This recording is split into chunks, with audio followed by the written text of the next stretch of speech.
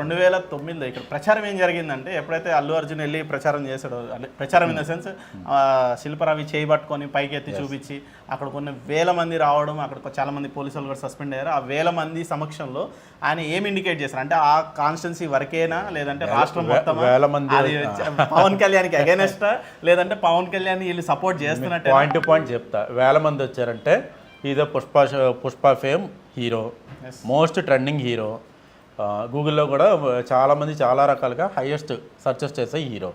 వేల మంది రావడానికి కారణం అది. అల్లు అర్జున్ గారు వచ్చి వైఎస్ఆర్సీపీ క్యాండిడేట్కి సపోర్ట్ చేస్తున్నాడని రాలా. అదే వేల మంది ఇప్పుడు అమీర్పేట్ సెంటర్లో అల్లు అర్జున్ గారు కారు దిగితే లక్షల మంది వస్తారు. మరి దాన్ని ఎట్లా కన్వే చేసుకోవాలి మనం?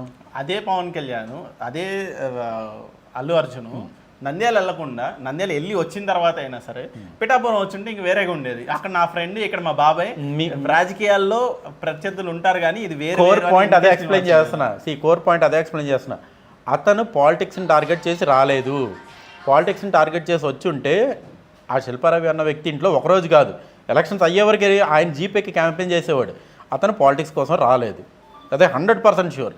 పబ్లిక్ ఎలా కన్వే చేసుకోవాలో మీడియా దాన్ని అట్లా ట్రాన్స్లేట్ చేసి చెప్పింది అంతే.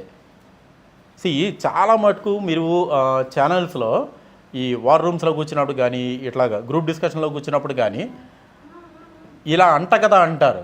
దానికి సోర్స్ ఎక్కడ ఎవరో కాంక్రీట్గా చెప్పరు. నా థాట్ని అట్లా ఎయిర్లో వదులుతా, నలుగురిని మాట్లాడమంట. ఆ నలుగురు మాట్లాడింది లైవ్లో వెళ్తే 4000 మందికి వెళ్తుంది. అది ఇంకొక 4 లక్షల మందికి రీచ్ అవుతుంది. అది అలాగ స్ప్రెడ్ అయ్యి ఇంకొక 4 కోట్ల మందికి రీచ్ అవుతుంది.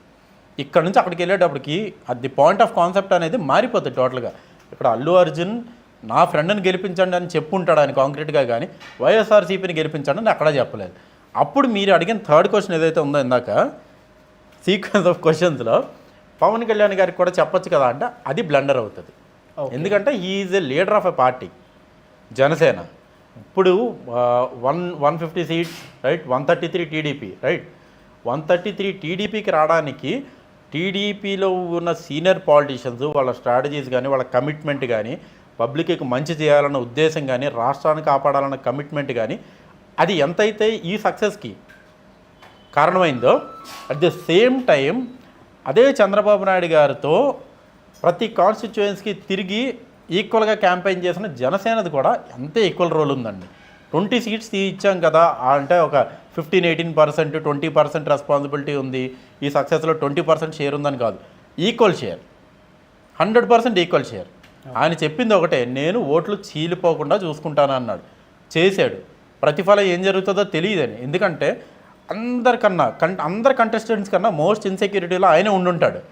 అరే లాస్ట్ టైం నన్ను 2 చోట్ల ఇంటికి పంపించారు కదా, ఈసారి ఎక్కడ పంపిస్తారో తెలియకుండా టెన్షన్ పడిన వ్యక్తి ఆయనే ఉంటాడు. చంద్రబాబు నాయుడు గారి కన్నా అట్లీస్ట్ చంద్రబాబు నాయుడు గారికి నేను ఎమ్మెల్యేగా గెలుస్తానని ఒక కాన్ఫిడెన్స్ ఉంటుంది, గవర్నమెంట్ వస్తుందా రాకపోయి. కానీ పవన్ కళ్యాణ్ గారికి ఆ కాన్ఫిడెన్స్ కూడా ఉండదు. గెలిపిస్తాం అన్నారు, లాస్ట్ టైం గెలిపించారా? లేదు, ఆ చరిష్మా పని చేయలే. ఇప్పుడు ఈ 5 ఇయర్స్లో పబ్లిక్ పవన్ కళ్యాణ్ గారిని నమ్మడం స్టార్ట్ చేశారు. ఎస్, మోర్ పాలిటిక్స్లో ఉన్నారు, మోర్ పబ్లిక్లో ఉన్నారు. ఆయన ఒక వృత్తిగా సినిమాలు చేసుకున్నారు, సంపాదించుకున్నారు. బట్ ఈ బిలాంగ్స్ టు అస్. నా కాన్స్టిట్యుయెన్సీ ఎమ్మెల్యే, నాకేదైనా వస్తే నేను వెళ్ళొచ్చు. నేను ఒక యూట్యూబ్లో చిన్న క్లిప్ చూసా. ఆమె ఏమంటుంది అంటే, మా హస్బెండ్ ఆటో అమ్మేసి నా కొడుకు గెలుస్తాడు, నా కొడుకు గెలిస్తే నా హస్బెండ్ ఆటో అమ్మేసి నేను అందరికీ దావత్ ఇస్తా అంటుంది ఆవిడ. ఎక్కడి నుంచి వచ్చింది అది? పవన్ కళ్యాణ్ ఏం పథకాలు ఇవ్వలేదు కదా, ఇస్తాడన్న గ్యారంటీ లేదు కదా.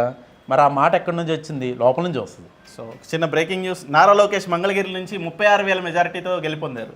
సో